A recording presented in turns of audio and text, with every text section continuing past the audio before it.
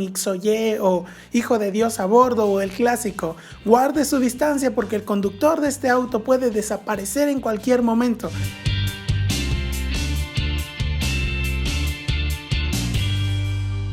En muchos lugares y por diferentes motivos he escuchado que a los cristianos nos dicen de diferentes maneras. Digamos que son como apodos, ¿no? Como los aleluyas o los evangelios, y uno de los más comunes, los hermanos o los hermanitos.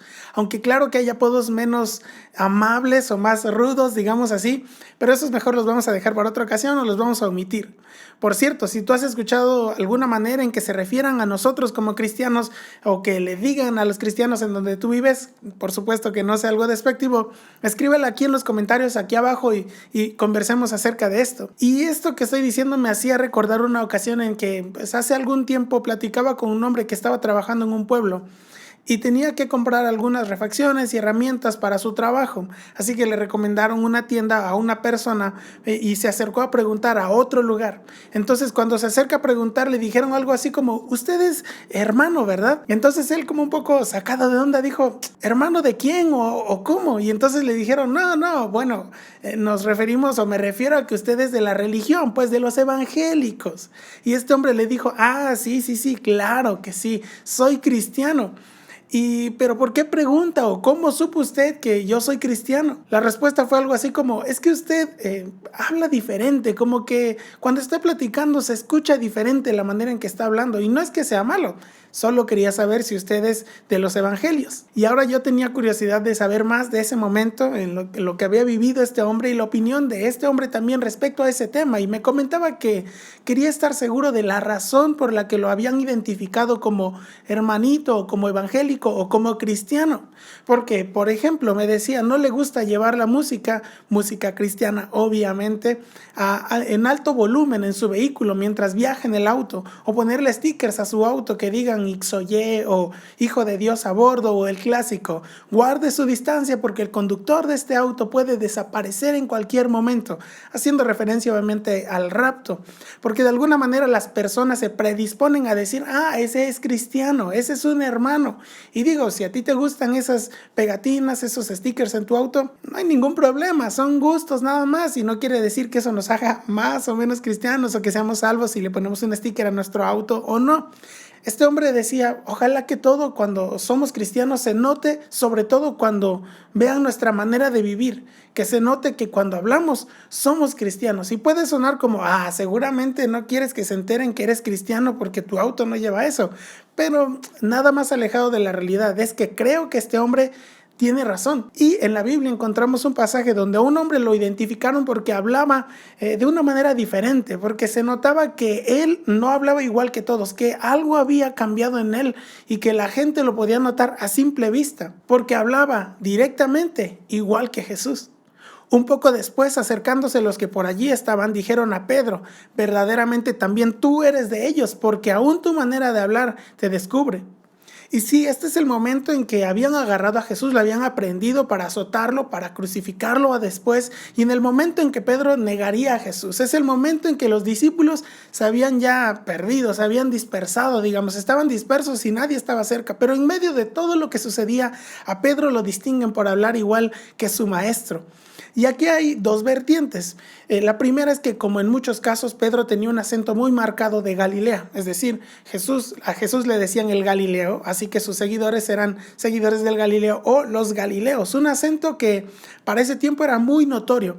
Hay quienes dicen que su acento era más bien feo, como que hablaban un poco muy golpeado, ¿no? Si de por sí nosotros hacemos como que remarcamos las palabras o las R's o las P's o las S's cuando intentamos hablar como las personas de Medio Oriente, bueno, pues ellos lo remarcaban bastante.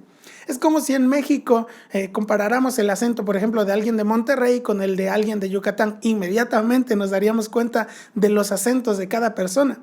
La segunda vertiente es que Pedro hablaba como Jesús, es decir, hablaba con buenas palabras, quizá con la misma seriedad y paz con que lo hacía Jesús, o incluso hablaba con cordialidad, porque recordemos que en aquel momento tenían que saludarse mucho y había diferencias notorias en todo lo que él hacía. Y aquí una opinión propia, digamos, es que los cristianos, sin importar nuestro historial o la manera en que llegamos a Jesús o lo que vivimos antes de conocer a Cristo, hablábamos de cierta manera.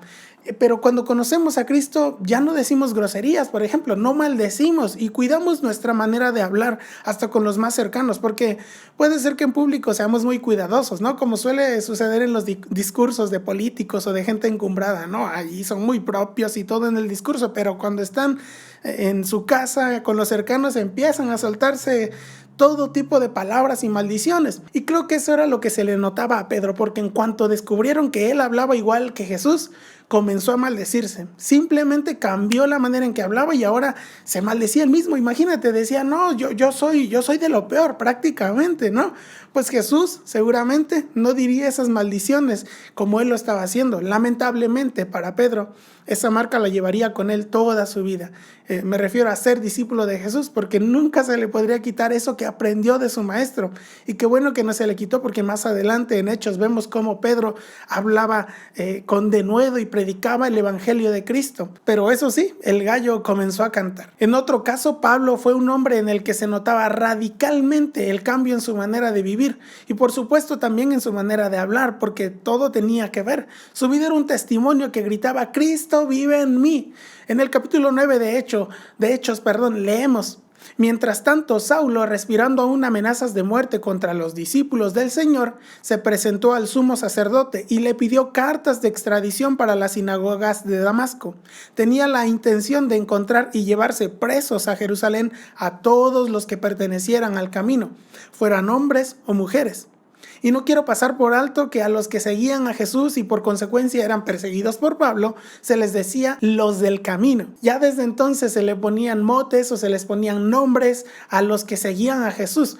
Eso era porque daban testimonio con su vida de que estaban viviendo lo que Cristo nos dejó. Ahora, sigamos. Este mismo Pablo es el que escribió 13 de las cartas que encontramos en el Nuevo Testamento, que forman parte de la Biblia hoy.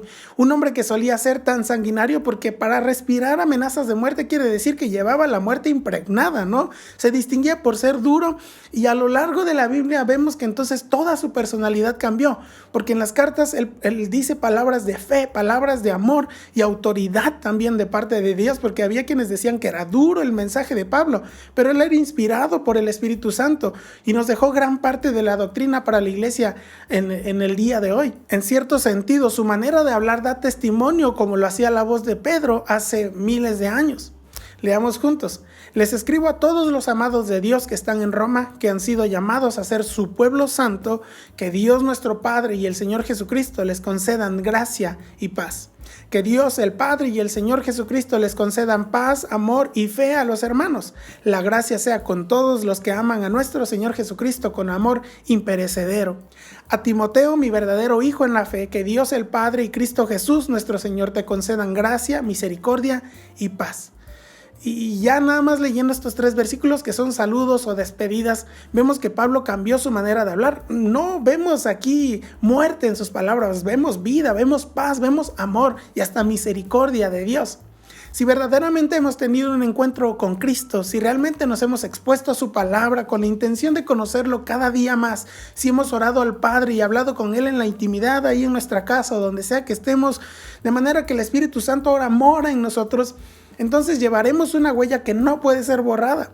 Los cambios serán tan visibles que no hace falta tener conductas muy religiosas o santiguarnos mucho o palabras que suenen rimbombantes y religiosas en el diario vivir. Lo interesante es que alguien que nos conoce y habla con nosotros pueda decir: verdaderamente tú también eres de ellos, porque tu manera de hablar te descubre. Obviamente sin el añadido de negar a Jesús como lo hizo Pedro, aunque sí deberíamos preguntarnos: ¿en serio doy testimonio con mi vida y con mi manera de hablar o niego a Jesús con mi manera de vivir? Mi intención es animarte a vivir, animarnos, mejor dicho, no solo a ti, animarnos a vivir de una manera genuina para Dios, al grado que en todos nosotros sea notorio el testimonio de su obra transformadora y redentora. En medio de un mundo que trata de disolver aquello que nos distingue como los del camino o como los hermanos, no podemos escondernos del mundo porque aún nuestra manera de hablar nos delata. Y este es el mensaje de la semana. Muchas gracias por acompañarme hoy. Gracias por suscribirte al canal si no lo has hecho. Gracias por darle like también. Y activa la campanita para que recibas notificaciones cada que subamos un video nuevo.